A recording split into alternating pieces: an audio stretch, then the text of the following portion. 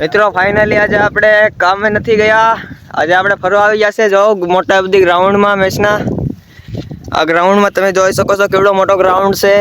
ને આપણે આવી ગયા છે કમલેશભાઈ ને કમલેશભાઈ આઈફોનમાં રીલ બનાવવા આવ્યા છે સમિયાની જેમ. જે લડકી નાશે એમ ડાન્સ કરવા હાટું થઈને એની રીલ બનાવવા આવ્યા છે. આપણે અત્યારે ખેતર જવાનું છે પણ બાકી છે.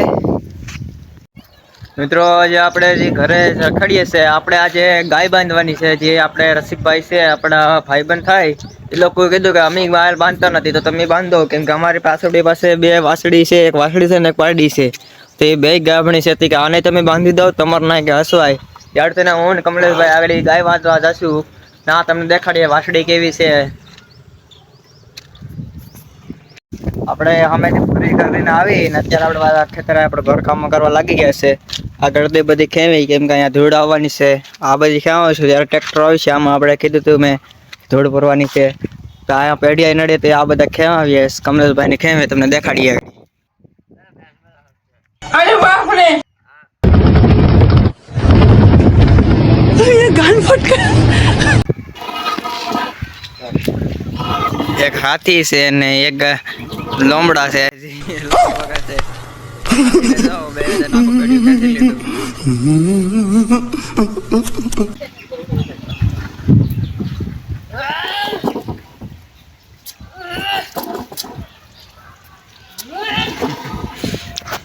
આપણે ગાય બાંધવાની વાત કરી હતી જાશું બપોરે, કેમ કે આપણા હાથમાં ત્યારે ગાય નો આવી.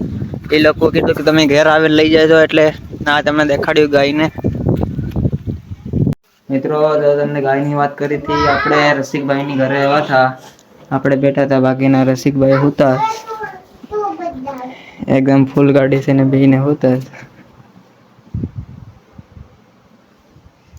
કાલે એ ઓખાથી આવ્યા એટલે ફૂલમાં મતલબ થાકેલા છે, ઉજાગરો છે. ગાય જોઈશું તો અમે ગાય બાંધી.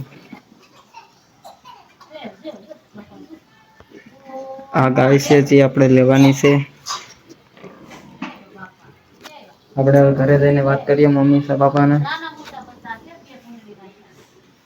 મિત્રો તો આપણે જેટલું આજે કામ હતું એ કામ બધું નિપટાવીને અત્યારે આપણે હાવ ફ્રી થઈ ગયા છે. કામ બધું જોવું આપણે બધું કામ કરી નાખવું. આપણે અહીંથી ટ્રેક્ટર આવવાના છે જે અહીંથી આવશે. અહીંયા 5 ટ્રેક્ટર અહીંયા નાખવાના છે, બાકીના એલી સાઈડ નાખવાના છે. ને એક આપણે માલનું ઠાયરિયું મતલબમાં બનાવવાનું છે. અહીંયા બનાવશું અમે આગળ. આપણે બ્લોગ આપણે અહીંયા સુધી આપણે બનાવ્યો. આગળ કામ હતું એટલે ન બનાવી શક્યા. કમલેશભાઈ આપણે સોનાકડા એક ભાઈને પૈસા દેવા ગયા, કેમ કે ભાઈ પાસે ગૂગલ પે નહોતું એટલે આ કમલેશભાઈના ખાતામાં ને એ કારણે કમલેશભાઈને સનાકડા દેવા ગયા છે પૈસા. ને આપણે અહીંયા અત્યારે રહ્યા એની સાથે આપણે ન ગયા સનાકડા, કેમ કે તબિયત થોડી ખરાબ હતી. આપણે આ બ્લોગ અહીંયા ખતમ કરીએ છીએ. અને તમે બ્લોગમાં નવા હોય તો લાઈક સબસ્ક્રાઈબ કરવાનું ભૂલતા નહીં. જય માતાજી મિત્રો.